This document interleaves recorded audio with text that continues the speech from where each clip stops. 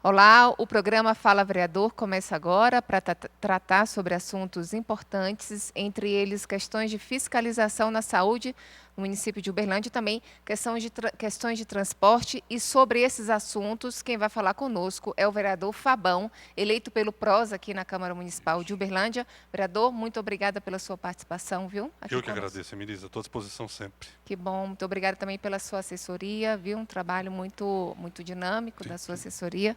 Vereador, vamos começar sobre esse assunto aí da saúde, fiscalização de contratos da SPDM, que atua no Hospital Municipal de Uberlândia, a ONG Sal da Terra, Sim. que atua nas unidades de saúde do município. Vereador, o que está acontecendo com relação à saúde, por esse disparo de reclamações com relação ao atendimento? Nós temos intensificado essa perna da fiscalização, né, que o mandato do vereador ele tem 3 pernas. Sim. Né? Participação popular, a fiscalização e esse processo legislativo, que é essa nossa rotina aqui no plenário. Sim. E a gente tem reforçado muito essa questão da fiscalização nas unidades de saúde, justamente à medida em que essas reclamações começaram a aumentar bastante. Como eu te falei aqui nos bastidores, a gente tem essa questão sazonal, né? Tivemos uma onda de frio. Nós temos as crianças todas voltando para o universo escolar depois de 2 anos de pandemia. Então há ali também uma questão de baixa imunidade. Verdade. Então existem outros fatores que contribuem para esse colapso também do sistema público de saúde. Mas há, sobretudo, pelo que a gente consegue identificar também, uma redução de pessoal por parte das empresas que prestam serviço. Nós conversamos informalmente com técnicos de enfermagem, com médicos, e há um consenso de que a quantidade de profissionais ela é desproporcional ao volume de pessoas. Uberlândia é uma cidade muito grande. Sim. Então, há pouco tempo atrás eu conversei com um técnico de enfermagem que ele falou, olha, a gente é treinado para trabalhar com 4 pacientes, né, durante um plantão ali, o turno de serviço. Ele fica responsável por 4 pacientes que estão ali em observação ou internados. Ou até 5, né, estourando, quando na verdade a realidade deles atualmente é 7 pacientes, às vezes até 8. Então a probabilidade de acontecer um erro, ela aumenta, né? Claro. Uma medicação para um, depois a medicação para outro, depois a medicação para outro. Então a gente compreende que esses profissionais estão atuando no limite, né? Mas a gente, por outro lado, também não pode deixar de fazer uma cobrança incisiva à prefeitura em relação sobretudo a fiscalização desse contrato, né? Então, isso mesmo. E a gente fala com muitos vereadores assim sobre essa questão de fiscalização. Como que a prefeitura tem se mostrado deficitária nesse sentido de fiscalização? Eu acho que eu tenho notado, a gente está com 1 ano e meio praticamente de mandato, tem dois ninhos de marimbondo que a gente percebe que a prefeitura não gosta de mexer, né? Sim. A ideia é entender por quê. Sim. Né? Que é o contrato com as empresas de transporte público, acho que você vai abordar esse assunto posteriormente, e esses contratos com essas empresas que prestam serviço às organizações. A Missão Sal da Terra é um número reduzido de unidades, mas tem lá seus problemas também. Mas um caso que é um pouco mais gravoso é da SPDM, que é um contrato muito maior, né? Aproximadamente 650 milhões por ano, né? E é uma quantidade maior de unidades que ela administra. Então a gente não consegue compreender o porquê a prefeitura, na condição de parte contratante, né, e fiscal do contrato, ela age de uma forma extremamente passiva, omissa.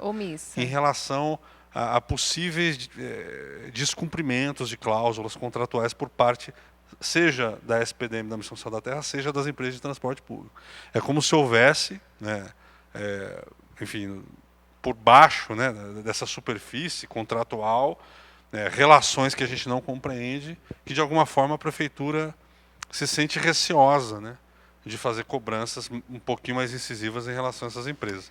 A gente tentou, para se ter uma ideia, hein, nós fizemos um pedido de informação pedindo os balanços, né, que é uma obrigação prevista em contrato das empresas de ônibus de apresentar. E vocês formalizaram, no Formalizamos via pedido de informação, não foi respondido via ofício, né? No caso para as empresas, e depois via lei de acesso à informação, né? Que é uma legislação federal, e eles não responderam. Quer dizer, Então a gente muitas vezes acaba sendo forçado a judicializar, que é um constrangimento que a gente já falou aqui outras vezes, né? A gente, enquanto Poder Legislativo, é sempre constrangedor. Eu sempre, quando eu vou ao Ministério Público, eu meio que olho, né? O senhor me perdoa, né? A gente tenta resolver de outras formas, mas, infelizmente, é um pouco... E o senhor está na sua atribuição, né, vereador? O senhor não pode também se omitir, por mais desconfortável que seja a situação. Então a gente vai ter que recorrer. Frequentemente a gente recorre ao Ministério Público. Ajuizei, né, protocolei uma notícia de fato em relação à morte de uma criança, né, para possível investigação, inclusive de crime de homicídio culposo, né, por parte dos envolvidos aí. Uma criança de 10 meses, há cerca de um mês atrás, veio a óbito. É evidente que eu não sou médico, né, então não tenho como atestar aqui a causa mortes nem nada, mas assim, há indícios de que ela tenha morrido de desidratação. E é internada De forma bem resumida, a mãe procurou a unidade, né, na quarta-feira, ali já vinha de um quadro ali de virose, né, de uma possível de febre e tudo mais. E aí a criança foi liberada, a mãe volta na quinta, né, e a criança é liberada novamente, ela volta na quinta à noite, pede para que o médico faça um exame, o médico procede a alguns exames lá, a criança praticamente inconsciente, e depois foi saber que era de fraqueza mesmo. Não conseguia amamentar nem nada, e aí a criança acabou falecendo na manhã seguinte, foi a óbito com sinais de desidratação extrema, segundo a própria médica que a recebeu por último, né? Uma situação simples que se resolve com soro. Com né? soro. E outra coisa que nós identificamos, que talvez esteja atrelada a essa suposta imperícia por parte do profissional, né? Vereador, só pontuando rapidamente, Claro. esse caso é muito grave. Muito grave. Muito grave. E precisa ser... O senhor já judicializou esse caso? Nós procuramos, inclusive, uma promotoria criminal, né? E a gente já procurou a promotoria, outras promotorias outras vezes, e acabou que não surtiu muito efeito. Dessa vez a gente relatou os fatos, tal qual uma ocorrência policial mesmo, como você disse, né? E a gente ajuizou na promotoria criminal mesmo, né? Para se investigar ali a possível ocorrência de um crime culposo, né? Que no direito é aquele crime que ocorre sem intenção de matar, mas por algum tipo de negligência, de omissão ou imperícia. Isso, e rapidamente, já aconteceu na área pública, em unidade de saúde do município, criança aqui de 2 anos, indo e voltando para as unidades de saúde com infecção urinária, a criança veio a falecer, mesmo caso de um dia, vai para a unidade, volta para casa, no segundo dia, no terceiro dia a criança falece. Exatamente. E a gente, possivelmente isso, claro que a gente vai compreender que há um volume muito grande de crianças, o profissional que está ali está sobrecarregado, né? Mas a gente não pode também aceitar isso como normal. Uma outra informação importante que a gente fez um levantamento, cerca de 70% a 80% dos profissionais que estão atendendo a pediatria não são pediatras, são clínicos gerais. Então, isso é uma outra violação do contrato, né? Porque o contrato lá ele prevê que no turno, hoje aqui, na UAI São Jorge, por exemplo, na UAI Roosevelt, tem que ter 2 pediatras no turno entre 19 e 7 da manhã. Sim. E já aconteceu de eu presenciar turno sem nenhum pediatra. Mas a pediatria tinha 3 médicos atendendo. Mas nenhum dos 3 era pediatra. Uma formou em 2019, a outra em 2021, a outra em 2022. E formações tudo recentes, né, Formações vereador? recentes. Então, a probabilidade desse profissional que não tem especialidade, é recém-formado, outro descumprimento contratual. Não há um médico responsável pela unidade. O contrato prevê isso. 24 horas por dia tem que ter um médico. Tal qual numa residência que os alunos fazem. Né? Porque os médicos se sentem inseguros, é um ambiente de muita vaidade. Um fica receoso de perguntar ao outro. Né? Sim. E dentro dessa circunstância, a probabilidade de estar liberando uma criança que não tem condições de ir para casa, ela aumenta. E é necessário, né, vereador, essa troca de informação, essa experiência compartilhada, porque não dá para se ter, às vezes, uma decisão particular com relação, o senhor colocou, né, uma questão de saúde que envolve um terceiro ou uma criança, no caso. Sim. Né? Com relação à responsabilidade, então, se vem para um profissional sobrecarregado, então quem tem que responder é o que está no contrato, né, vereador? É o que está no contrato, só que nós notamos que à medida que a gente começou a fazer essas cobranças, houve por parte da classe médica, né, que é muito corporativista, muito unida, no bom e no mau sentido, uma certa rejeição ao meu nome, né? Houve uma nota de repúdio. Ao seu nome por causa desse caso?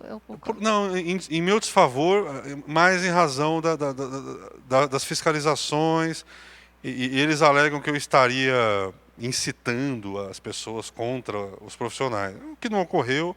Tem Sim. outras razões políticas por trás disso, mas a nota de repúdio, ao que tudo indica, existiu mesmo.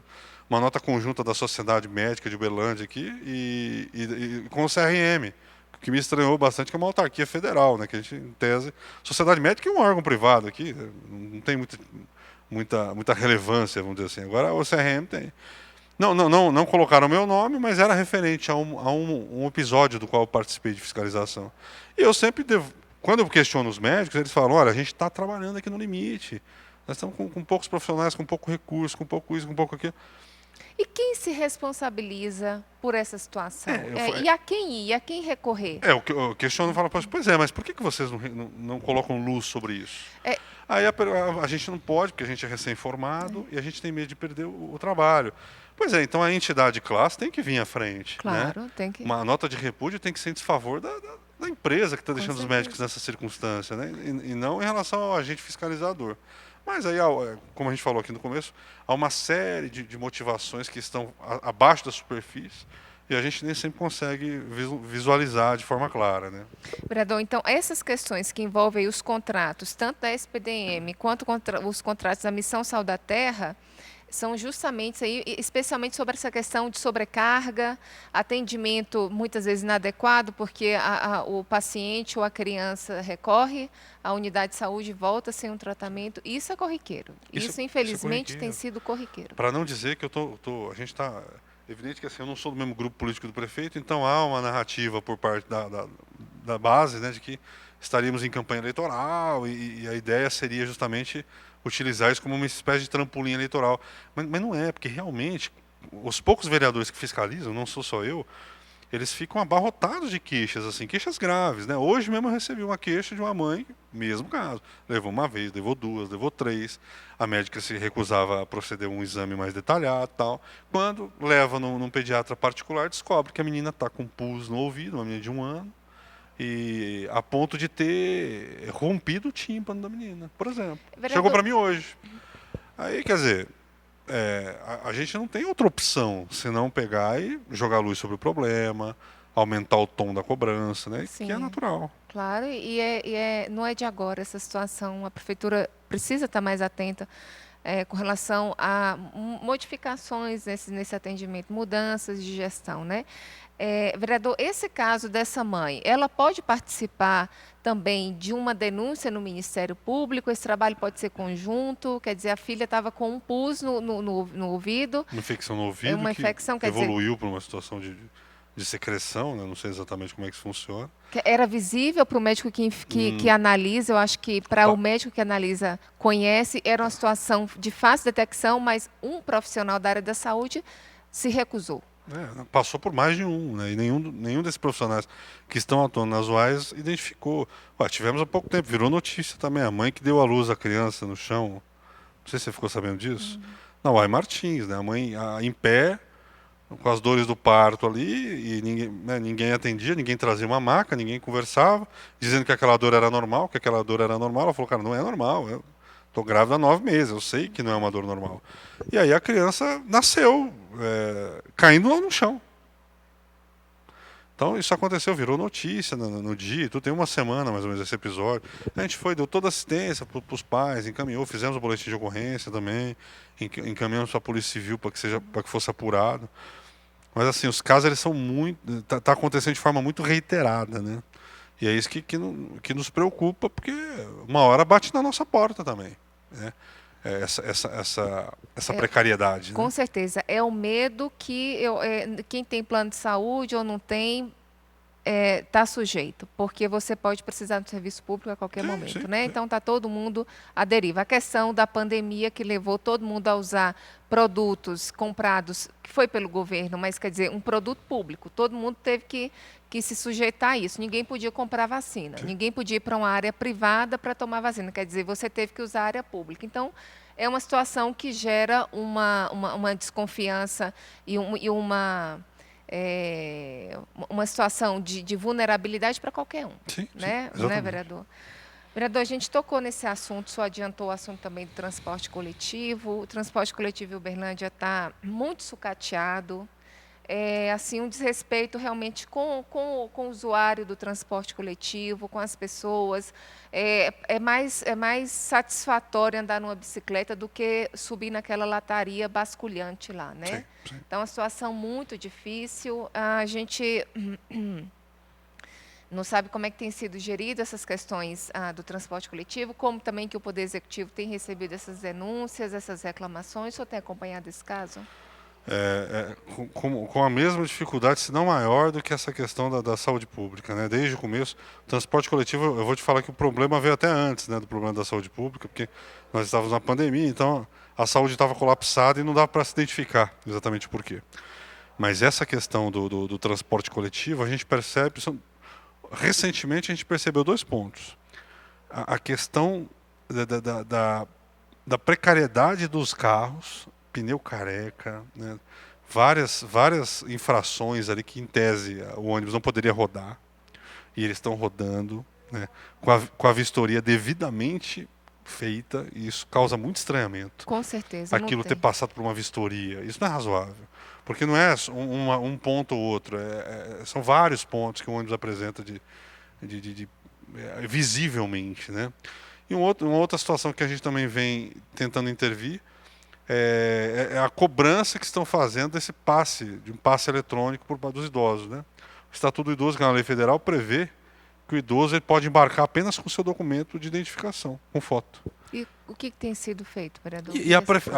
as empresas, a Ubertrans, né, que é a junção das três empresas, tem cobrado os idosos de uma forma muito eu diria que grosseira e até certo ponto mentirosa, de uma suposta necessidade de apresentar uma carteirinha para embarcar, uma carteirinha própria, né? Então os idosos agora têm que embarcar pela porta dianteira, ok. Ao que tudo indica, há uma recomendação do Ministério Público para evitar acidentes como já houve, que uma senhora há pouco Sim. tempo atrás perdeu a perna. Ela veio a falecer, essa senhora. Eu não me recordo, né? Sim, Mas houve uma situação de amputação de membro, pelo sim. menos. Segundo o responsável pela Ubertrans, há uma recomendação do MP nesse sentido. Ok, então eles precisam dessa carteirinha para poder facilitar o embarque do idoso pela frente. Só que eles não podem obrigar o idoso a portar essa carteirinha, porque é uma lei federal. E ele não tem essa Ele não tem obrigatoriedade. essa obrigatoriedade. Se ele quiser, ok. O motorista ele pode dar uma sugestão. Olha, se o senhor quiser, para facilitar, tirar a carteirinha, lá no terminal, o senhor vai lá, não tem fila. Não sei. Mas o que está ocorrendo é que eles estão no sentido de estimular os idosos a tirar logo essa carteirinha, estão impedindo o embarque. Eles estão dizendo que, olha, da semana que vem já não vai poder mais. É inconstitucional essa, Isso aí completamente é inconstitucional, é inconstitucional. ilegal. E os idosos muitas vezes ficam. É uma situação que é constrangedora, né? O idoso está ali, está pegando o ônibus, é um direito dele. Aí o motorista barra a entrada dele, ou então deixa ele entrar mediante uma admoestação verbal ali, ó. É a última vez e tal. Né? E a gente, mais uma vez, Ministério Público, né?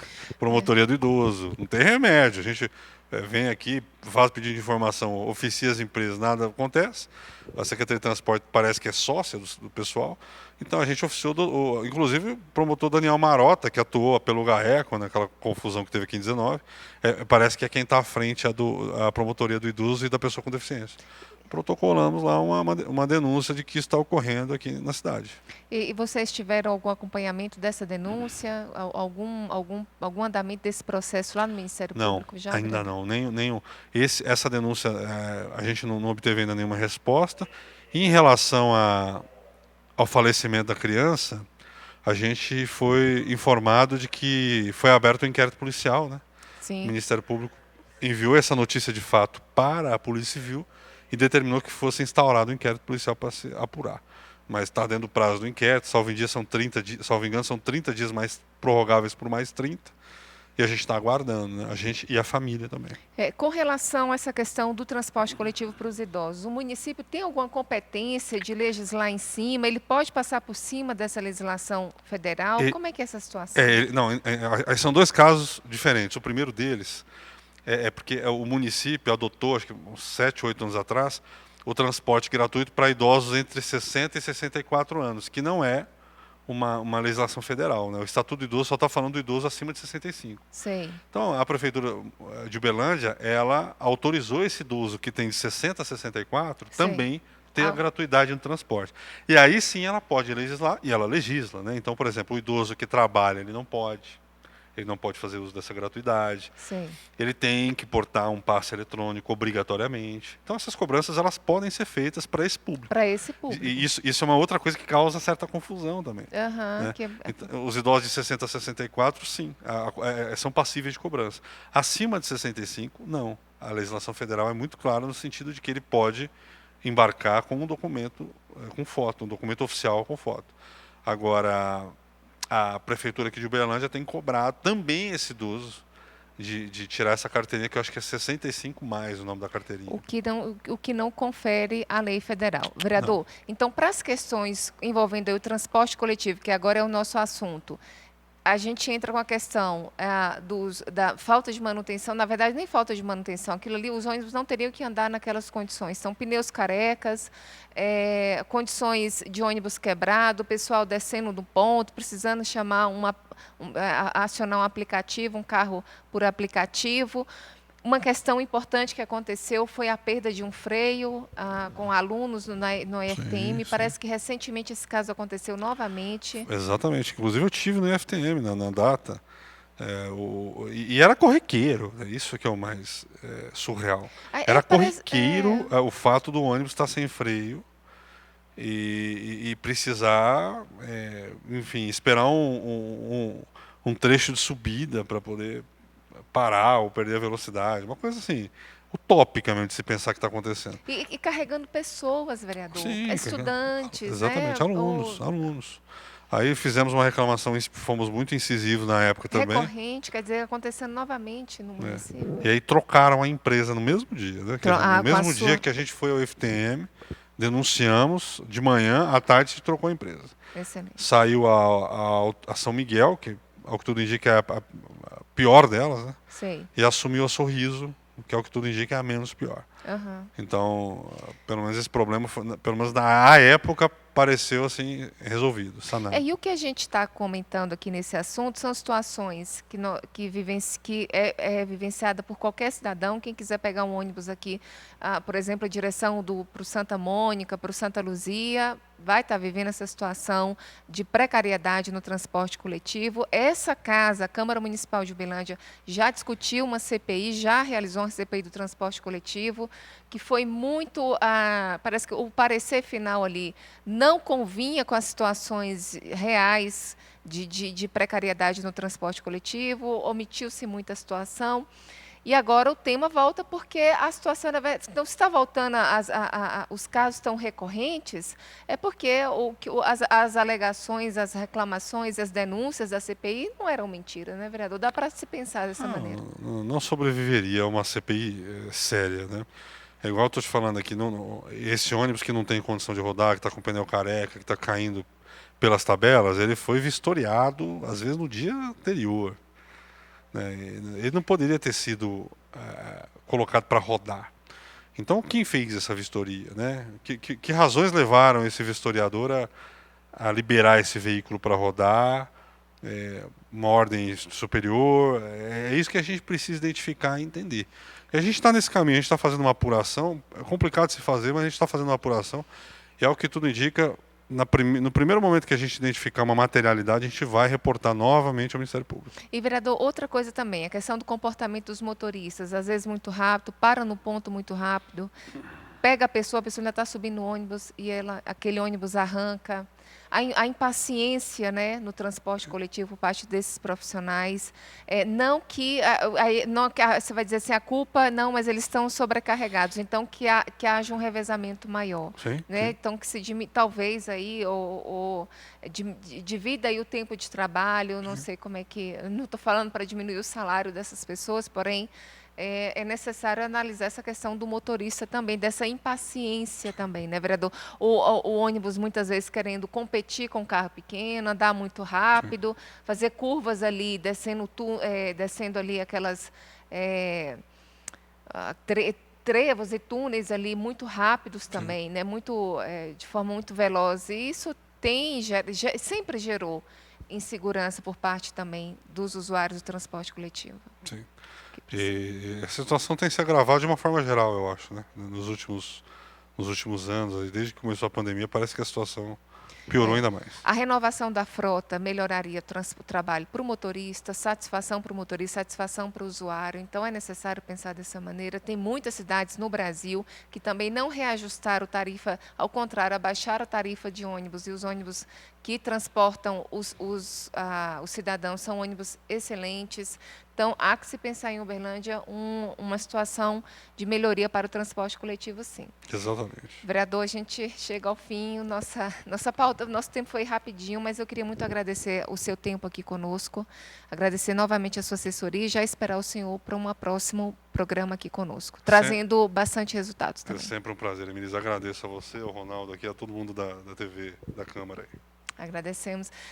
Nós agradecemos também o vereador Fabão, mais uma vez, a você, telespectador. Lembrando que a gente falou sobre a questão de fiscalização na saúde. A CAN na Câmara Municipal deve ter início aí a CPI da saúde e também a questão do transporte coletivo. A você, telespectador, muito obrigada pela sua participação. Agradecemos a todos também aqui da TV Câmara Uberlândia e até um próximo programa.